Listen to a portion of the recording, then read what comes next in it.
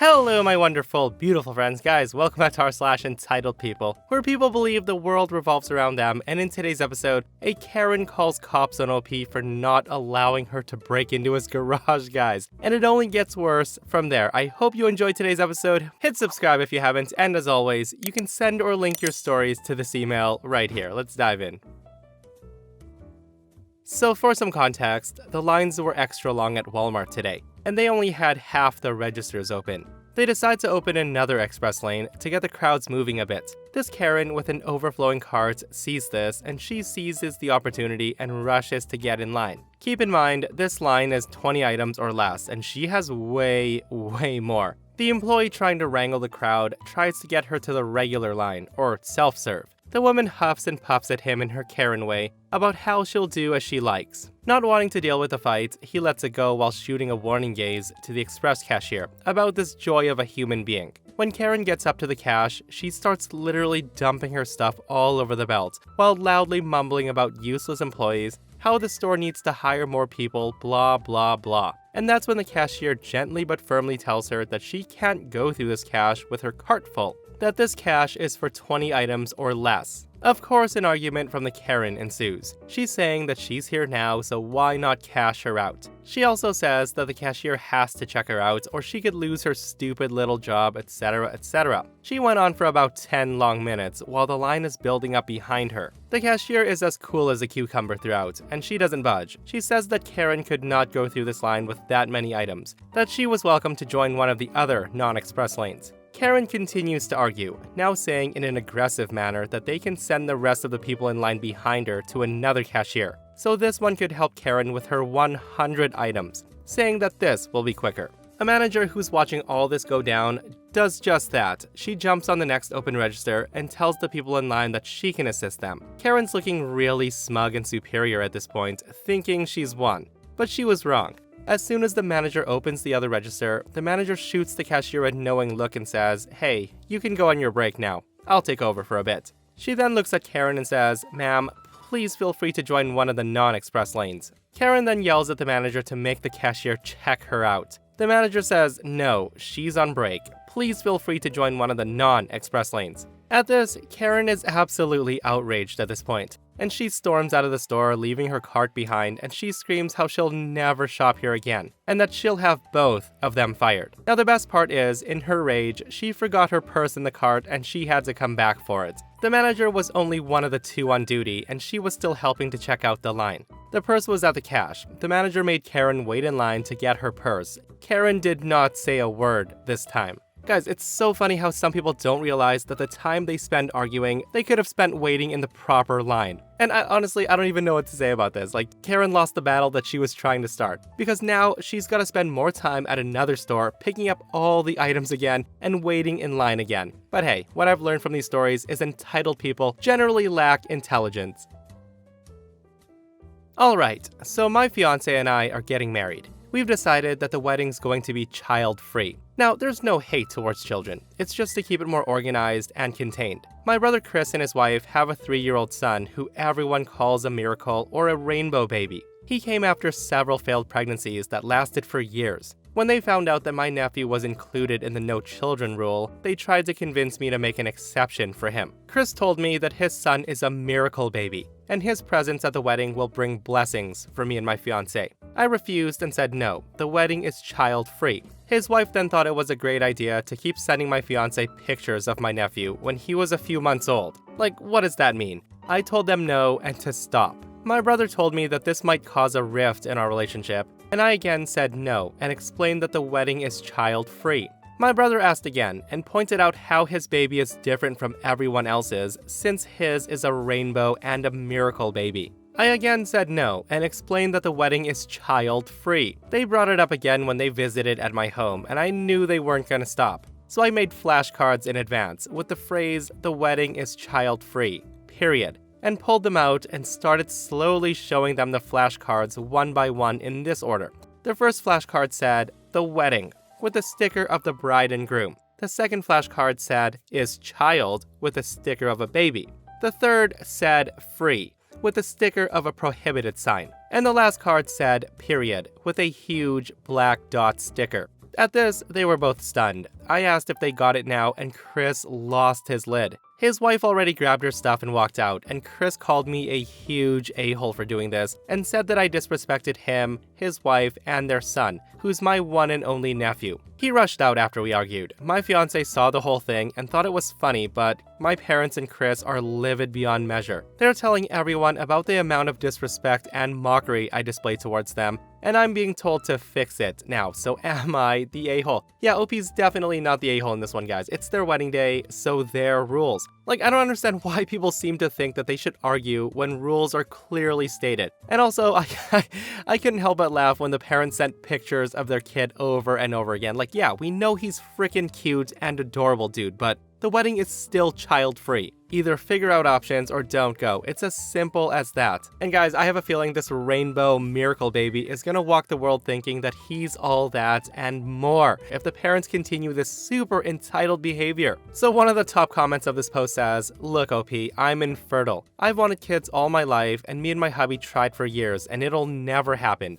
Trying almost killed me, so I had to choose to keep trying and die or stop. And I would have loved to help hold the flashcards for you. Hell, I would have gone full-blown interpretive dance for you if that's what it would take to get through their thick skulls that the wedding is child-free. It's your wedding, your rules, not the a-hole at all." And yes, after all the pain and struggle they went through, after all the losses they suffered, your nephew is a miracle. But so is every other child that's born. And every child can also be that annoying little crap that gets cranky and tired and bored when adults are doing boring things, like weddings. It doesn't make you an a-hole for not wanting cranky toddlers at your wedding having meltdowns. And it also doesn't make you a bad uncle to save your nephew from the meltdowns. So yeah guys, let me know your thoughts on this. Clearly everybody says that OP is not the a-hole in this situation.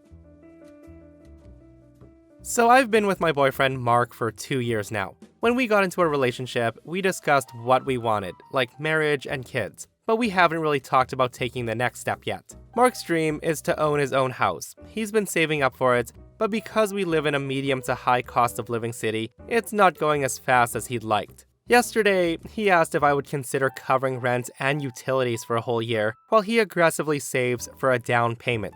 And frankly, I'm not 100% on board, and I told him this. I asked him if he thought about marriage, and he said it might be too soon to think about marriage. But he definitely loves me and sees a future with me. I then asked him if the house would completely be his own, or if we'd buy it together. And he said it would be completely his own because we're not married yet, and buying a house together would be stupid and risky. At that point I asked, then why not continue to split rent and you can save up and buy a home when you're ready? I also asked him if he would pay back his share, and he said, eventually.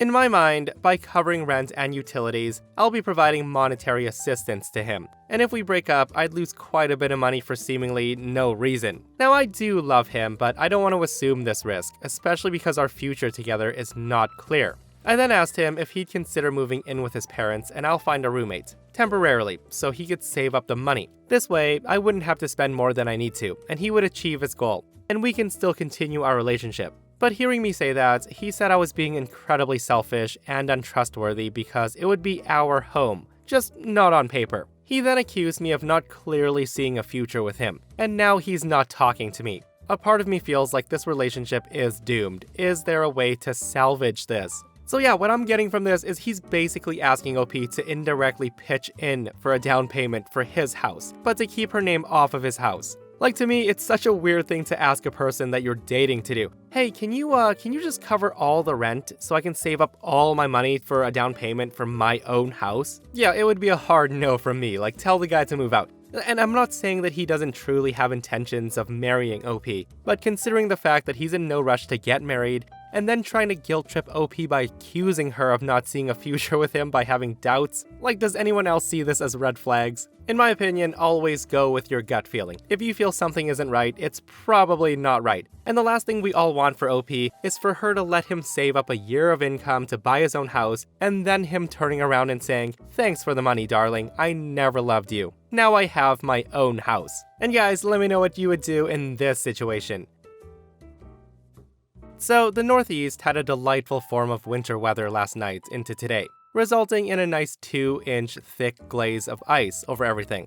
I set out after dinner with the goal of clearing the driveway, and that rapidly proved to be more trouble than it was worth. So I settled for clearing out a path for my car to turn in because I needed to get it plugged in. Doing that much nearly killed me, but I got it done. I figure that since I'm moving the car anyway, I might as well run to the store for some essentials before I plug the car in and collapse. On my way down the street, I notice my new neighbor's out clearing his driveway, and I stop to ask if they need anything at the store. He says he'd very much appreciate me grabbing a gallon of milk for their baby. I ask if there's any kind of special milk he needs, and he says no, just a gallon of whole milk. I tell him no problem and proceed on my mission. Getting to the store was only dicey in a couple of spots, because 2 inches of ice makes everything more fun. I run in, grab what I need and the gallon of milk, and then make the trek back home. I stop in front of my neighbor's house, milk in hand, and see no neighbor.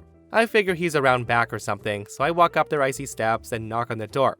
Neighbor's wife answers the door, and I hand her the gallon of milk. The wife looks very puzzled, and she says, "Thank you." I tell her no problem and start to stagger back down the steps. Now, not even halfway down the 4 steps to their front door, I hear the woman scream, "Are you kidding me? Are you trying to poison my baby?" Hearing her say that, I experienced a curious blend of puzzlement and alarm, and I turn around to look back at the woman, who's now thrusting the milk back out at me with a furious expression on her face. I only see milk, I don't see poison. She then screams at me how dare I bring milk that's not organic, and clarifies that it likely contains all these horrible pesticides and growth hormones, and that I need to take it back right now. At that I say to her, "Oh, my bad." I then grab the milk from the woman and get back into my car and finish the drive home. If it entailed more efforts or costed me more than $3, I would have gotten angry, but it's not worth getting mad over people's issues, so I mostly shrugged it off.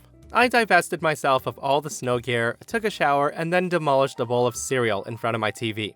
All of a sudden, I could hear a rather timid series of door knocks. I managed to get between my dogs and the door, and opened it to see a sheepish-looking lady neighbor, literal hat in hand. Her husband is standing on my walkway with a baby in his arms, with a ferocious thundercloud riding his brow. The Karen starts to explain that she thought I was a grocery delivery service, that she didn't recognize me in the hat with the red face, and that she's very sorry, and that they very much need the milk, and here's $5 for my trouble. I tell her she can keep her money, and that she's welcome to the milk, but I did have a little bit of it with my cereal, and I'll go grab it right now. I grab the gallon of milk, and on my way back up the stairs, the bad idea fairy wraps me firmly on the head with his wand, and I pause to grab a Sharpie. I then cross out the milk portion of the 100% milk label, and then I write poison underneath. I then open the door and hand over the now correctly labeled container to the wife and wish them a safe trip home. She sees my corrected label and she turns beet red. She then turns and walks down the stairs, and I can see the husband read the label, connect some mental dots,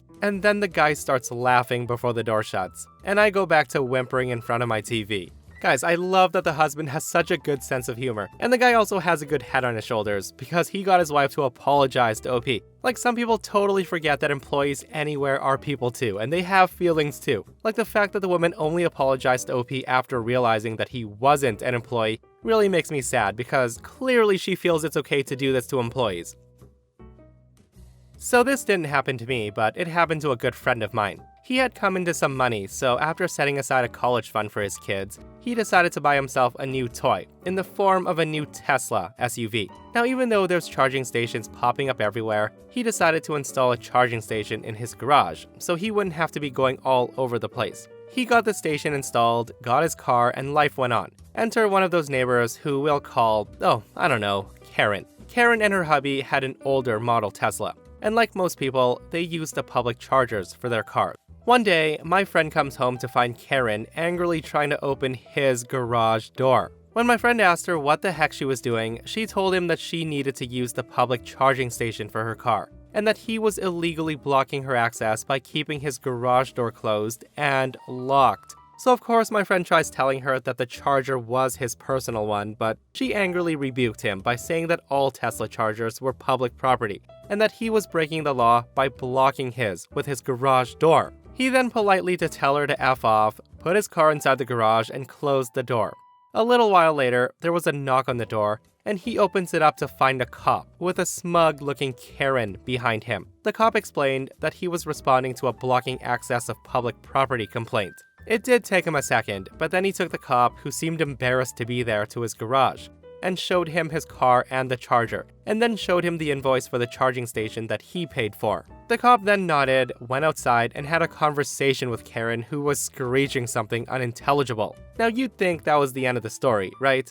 No. So one day, my friend comes home to find his garage door half bashed in, to the point that he can't even open the damn thing. He then does what any normal person would. He looked at the security feed from his cameras, and there, in high definition, was Karen psychotically hammering at his garage door with a small sledgehammer. My friend calls the cops, and she's hauled out of her home, and she's facing charges of attempted break and enter and damaging private property. Oh, and my friend is suing her for damages to his home, just to plug in her damn car.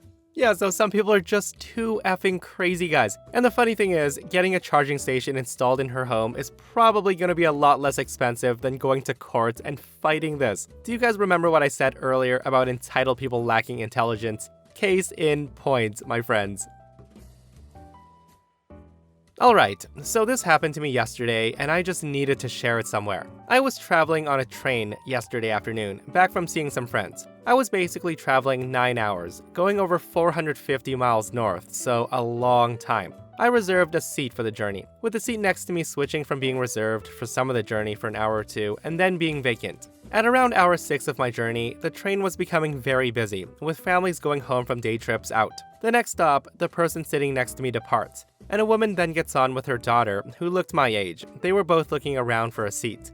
The older woman, the Karen, saw the space next to me, and she made a beeline for it, while the other woman is in tow. The conversation that followed is this. So the woman walks up to me and says, "Hi, I think you're in my daughter's seat." To which I say, "Oh, really? I'm pretty sure this is the seat that I reserved. Doesn't it say so on the display?" I do want to note that the train I was on had an automatic display, saying whether or not the seat was reserved, and my seat said it was reserved from my departure station to my arrival, while the seat next to me said it became reserved at a station about an hour away. The Karen says, no, the screen's off. These are seats for me and my daughter. Now please move." At this, I get out of my seat to look at the screen, which still said it was reserved, and then quickly sat back down and said, "Nope, it still says it's my seat. The seat next to me seems free for a while if you do want to sit down though, if one of you wants to sit down." The woman then screams at me and says, "Why can't you just move? We need these seats more. You should be a gentleman and just give us your seats." I tell her, "I'm sorry, but I'm really not gonna move."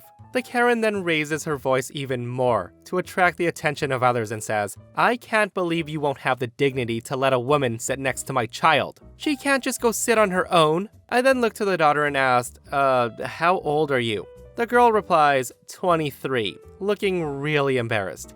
And I say, "Seriously, I won't move from my reserved seat. Your child is 23 years old and doesn't need to sit with you." The woman then screams, "That's it. We're gonna go find staff, and we will take your seats. We will be back. I will not be spoken to like this by a child." And with that, they both left the carriage, and I didn't hear anything from any member of staff or anyone else. Though a lovely little lady who was sitting across from me said that she probably would have sworn like a sailor at the woman if they'd spoken to her like that. So the icing on the cake was when the train stopped around half an hour later. I saw them both getting off and walking up the platform looking mad. I think they got kicked off. It took everything not to give them a little wave as they walked past. Yeah, likely kicked off for harassing other people on the train, guys. And I can't believe that's some people's game plan, guys, not planning ahead and reserving seats, and to just try to bully others out of theirs. And oh man, I bet her daughter wanted to die of embarrassment that day. Like, how many people did that Karen harass before they were kicked off? So a few months ago, towards the end of the season in this area, I went camping with my friends, a group of 3 women. The spot we chose was on a cliff with a great view of a canyon and the creek at the bottom. The area allows dispersed camping, and there's very few spots with that view, and it's first come first served. When we arrived, only one spot was left, but with the view hidden behind the trees, only a few feet away. The view could be accessed by walking straight through our camp. I think there's other spots you can hike to without going through a campsite. On our first night there, a couple, 2 men, walked into our camp, saying that they wanted to see the view. Now, I wasn't super comfortable with this because you can't trust a stranger in a forest, and they were in our space. But they were only there for a few minutes and they left. The next day, however, we went to go watch the sunset on a cliff, and we had all of our stuff lying around camp when we start hearing cars, dogs, voices, and screaming kids. 2 cars then pulled up to our camp and they walked right in, making themselves comfortable. We ran back to see our space was completely invaded. Kids were under our tarps and running around the tent poles, people were sitting around our fire, etc. We had a small puppy with us that was terrified of the new dog, but these people did not care. A woman then explained that they live nearby and they love coming to see the view, and this is their favorite spot. Now, I was in absolute shock at the disrespect. Everyone's allowed to enjoy nature, and it's a public spot, but you have to respect if someone's there first. At least have the decency to ask. So as they were leaving, well after sunset, the same woman said that they would be coming back later that night to see the stars. My friends and I were so angry, and I was still in shock. So as they were loading their car, I ran up to them and I said the first thing that came to mind. I asked one of the men, "Hey, when you come back later, are you planning on bringing your kids?" To which the man says, "I'm not sure, why's that?" I then say to him, "Well, the thing is, we're out here to do pretty heavy drugs, and we're starting in a few minutes actually, and things might get pretty wild, and I wouldn't want to expose your children to that. Now, you as adults might be able to handle it, but I don't know what's gonna happen." Now, what the guy didn't know is that I lied. I don't do any drugs, and I only drink occasionally. At that, the man says, "Good to know." And he never came back, thank God, and hopefully they learned a lesson about respecting people's space. Yeah, I'm actually surprised no ranger was called to the campsite, guys, over drugs, because we've all seen those posts where cops are called for the most unnecessary things. And I think it was good that OP said something that drastic, or the family might have come back later that night. And that brings us to another end of our /entitled people. Guys, I hope you enjoyed today's stories. If you did, hit that thumbs up, and if you're not subscribed, consider subscribing so you don't miss these crazy, crazy stories. And if you missed the last episode on the channel, I'll link it right here. It's a really long one. OP basically moves next door to a nightmare neighbor, and things only get worse from there. Guys, go check it out if you haven't, and myself and Stevie Boy will see you guys in the next one. We love you.